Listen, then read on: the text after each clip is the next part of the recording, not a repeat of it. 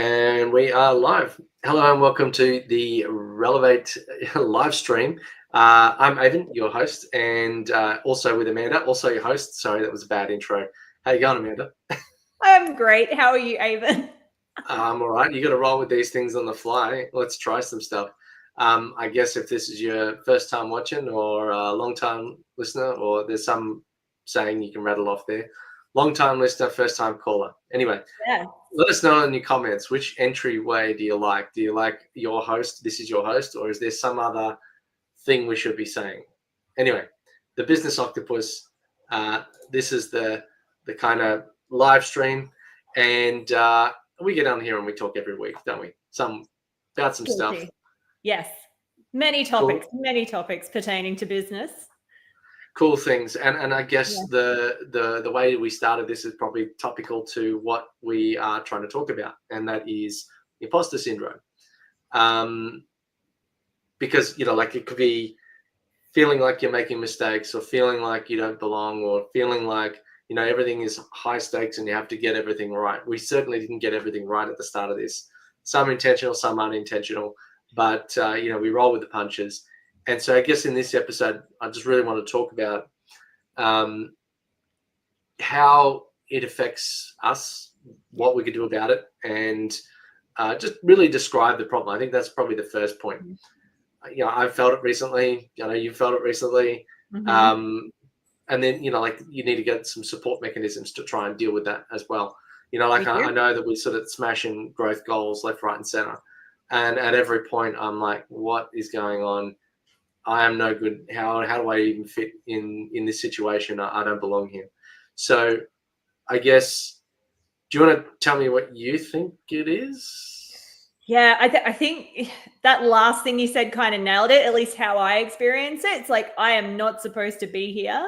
It's and you get into these situations, like you say, you're going level, new levels, new devils, right? So it's that feeling. And I think for me as well, it's putting, like, everyone's got an opinion, everyone's got a thought about how you do things, how you show up, how you operate. So letting the little, gnats get in your brain as well, I think is another way that it affects me. So putting too much stock in other people's opinions that don't really matter and aren't really relevant.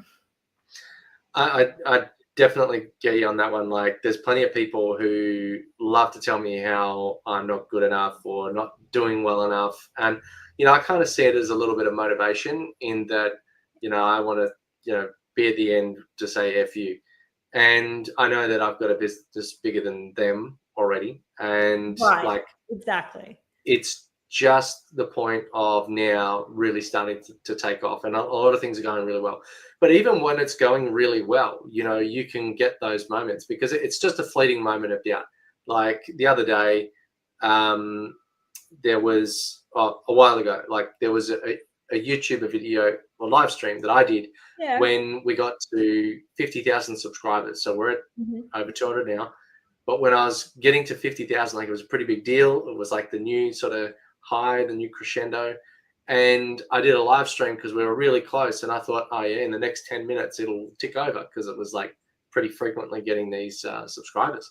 So I called a few friends and I said, hey, I'm going to do this live stream. And then I was prepared for about 10 to 20 minutes, maybe 30 of talking. We get to like the 45-minute mark and we're still waiting for it to tick over to be 50,000 subscribers. And I felt in that moment incredibly guilty that I had asked all these people, and they're there to support. And like, I presume that if like dinner was being held up, something else was supposed to happen. Other people were getting on the phone, calling in to say, hey, let's get over the line. And I'm sitting there going, all these people, I've taken them out of their day to look at me, and I've not delivered. Like, I feel like a fraud. I don't belong here. And you can see it on camera. If you go and watch that, and I'll link it in the show notes after this, but you can see it on camera. It like washes over me at a particular point. I think it's like 20 minutes in. I'll try to tag it as well. But basically, I just go, what am I even doing here? I should just close it down and apologize. And then, I think something happened. Someone made a comment and some other people, and like it started to pick up again because it kind of like got there and then leveled out and then it didn't really move. And that was a bit painful. And there was another one the other day where it started, to go backwards because as you get more on YouTube and more subscribers, there's increase and decrease, which is natural, but the swings are much bigger when you've got higher numbers. So when you see it go down massively, like, oh no, everything's crashing. I'm a fraud. This is gonna, like, why am I even here? Why did I do anything? And so I just found that really hard. But anyway, that's enough about me. Here we go. I was in the crowd that day, so I want to give you my perspective on that. Like, okay. I totally get what you're saying. You're sitting in this room by yourself talking to your camera and like, there's this bunch of people out in the ether that you're speaking to. We're all just like, and, I was messaging other people. I'm like, come jump on, come support Avon. Let's get him over the line. And for us, we were having the time of our lives. I was having a great time. And I know the other people I spoke to post-event really enjoyed it. So it's fine for me to say that now. Like, while you're sitting there in that moment, I've been in similar situations and you're like, just like talking and you're like, okay, guys, yep. Stuff's going to happen. We're going to get there. How do I keep these people entertained? We're not getting there. What's happening? So yes, it's a wild ride, but yes, we were not experiencing any of those feelings or thoughts that you were assuming we were experiencing, which is interesting. Yeah. Well, because you see other streamers too, sometimes they'll sit there and do nothing for like 4 hours, but they're on a live stream. Right. So, or like you watch some, like I feel like if I'm going to take people's time, then I need to make it worthwhile. And so I don't want to just sit there. I want to make sure that I'm delivering value for every minute or every second that somebody's watching. Obviously this, yes, in a live stream, but people can watch back on replay. They can fast forward through. So if in that scenario, because I felt that there was a high stakes moment that I would have more audience or that I did have more audience, I didn't want to sit there watching me like, look at my phone or like wait for the time to tick over. So anyway, it's interesting to hear different perspectives. So do you want to maybe share any moments of imposter syndrome that you've had? Yeah, so for me, I think it and we were talking about this earlier today. As entrepreneurs, a lot of our time is spent alone in our office at our computer, and the weirdest thing will trigger me. Like, I'll have a random thought about something that happened 5 years ago, and it will be somehow randomly connected to something that I might be working on. And you go, oh my gosh, what am I doing here? Someone's going to find me out very, very shortly, and it's all going to be over. And then you kind of, snowball and you pull the thread and you keep pulling the thread that you shouldn't be pulling. And yeah, that's when I find it strikes me. And I also find if I am not in motion, so if I'm not working on something on the business, if that makes sense. So if I'm not building towards the bigger thing or the better thing that's going to move the needle forward for me, and I'm not in motion and I'm a bit stuck, then that's when it'll, weevil its way in. So like not to dive straight into solutions. If I go and work on something and get into motion and get moving, it's not about outrunning it. It's about going, okay, well, you're there and you can stay there. Well, I'm going to go and make shit happen. So that's what I find is very helpful. Well, it just sounds like, and as you speak about it, it just sounds more like a lack of feedback. Yes. So like in a vacuum, yes, your mind runs to things. And so, when you don't have that feedback, so sometimes you do have to just trust the process. Sometimes you do have to, like you say, set that bigger goal and chip away at it. And I know that, how do you eat an elephant is one bite at a time. So if you feel like you're in motion and you're working towards it, at least you are contributing to the goal that you're trying to achieve, instead of going, how did I get here? What am I supposed to be here? I think that, like that's because you're chasing something new, or because you're experiencing something new and you've done something for the first time, or you've only just gotten somewhere, you've done it once and you're like, well, am I able to pull this off again? Yeah. And so you feel that by going backwards or not, by not doing it again, that you're a failure. Or even like if most people are probably 2 years ahead of where they think they are. So if your business is growing, there's a lot of stuff happening in the undercurrents, things that you can't see, something that affects something else without it being an obvious link. Like a lot of the activity that people are doing, or a lot of the, like if you achieve something once, you're kind of setting this idea around you that you can do that thing. Whereas in your own mind, you're like, well, no one's going to remember me for anything. And like every time feels like the first time, but it's not. And the second time you've done it, like you can get there faster because you've got experience and you know exactly what things you've got to do. Like imagine if you're trying to walk for the first time. The second time, you kind of got an idea of what you got to do. I'm pretty sure a kid's like, this is happening. What the hell is going on around me? Exactly. They've got imposter syndrome. They're like, how am I doing this crazy thing? And it's just going to keep happening. So what I think you need to do is, it's not about overcoming it. It's just about getting used to it. So if you just know that it's coming, then you're probably going to deal with it a bit easier.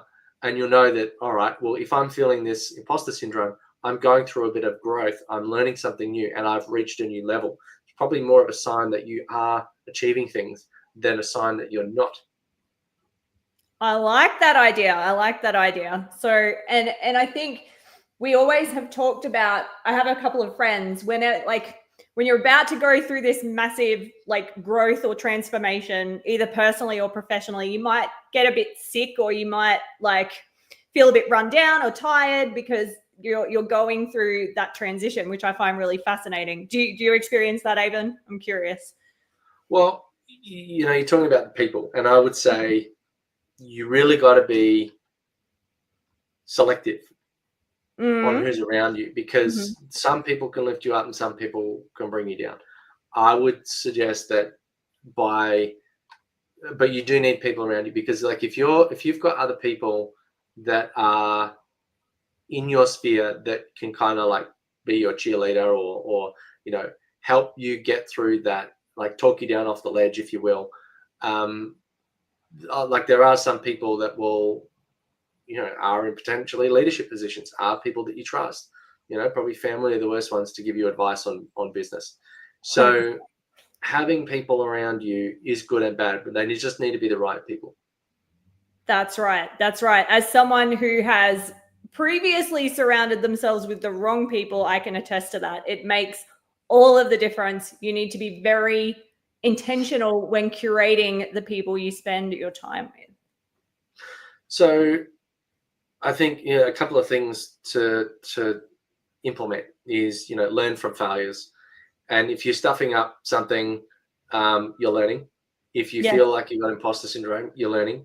It's okay. It's probably the first time you've done it, or not long after your first time. You got to let go of perfectionism, and just kind of go with it. I mean, I think business is obviously making a series of mistakes, but as you get bigger, the more mistakes you make by percentage. You might be very good at what you do, but because you're handling 1 million interactions a day instead of 10, you are going to make mistakes. Like it's statistically impossible not to.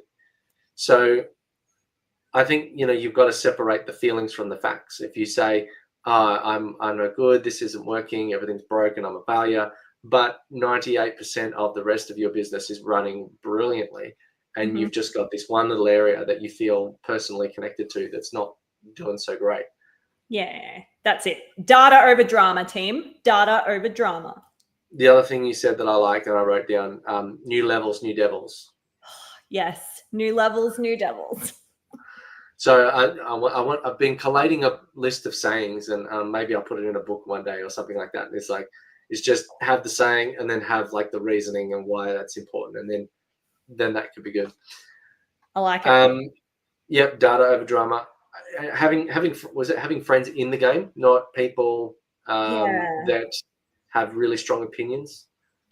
Yeah, and absolutely. I think it's important to take stock of your wins. The things that are going well for you, because you might be crap over here, but awesome over there, and the difference could be, significant enough for you to make a pretty decent, revenue gain, and you made one small mistake, like I had a spelling mistake the other day, and then I couldn't undo it. It was in one of these live streams, and if you can find it, let us know in the comments. But the spelling mistake, I did it on one and then I corrected it somewhere else, but because of where I put it the first time, I couldn't then retrospectively correct it. It was locked in on one of the platforms. So maybe first person who can find it, I'll send you a t-shirt. So if you want the Relevant Community t-shirt, let us know. And yes, you do want that t-shirt, by the way. So in terms of surrounding yourself with the right people, I think that's a good time to talk about the Relevant Community. Yeah. We've got a lot of really right people, and I think in terms of having imposter syndrome, dealt with answering questions, dealing with roadblocks and challenges from people that have been there, done that. I think what we're building is actually really impactful, and I think that it's a really good idea. If you're watching, check it out. Please do let us know in the comments what you think. Go to the landing page. If you've got any questions, please do reach out to us. But we wouldn't be running a good live stream if we didn't plug it at the end. It's nonetheless true. It's been a great chat today. If you're watching, you still are. Thank you. Did you have anything else you wanted to add, Amanda, before we run? No, I think just surround yourself with the right humans. Get out of your own way is another one. Just, just keep swimming. Just keep swimming. We got you. New levels, new devils. I like that one. Like I said, that's in my repertoire now. Thank you. We've written it down, folks. It's in the book. Watch out. Yes. It's coming. All right. Well, you take care. Stay classy. And we'll catch you on the next live stream. Catch you next time.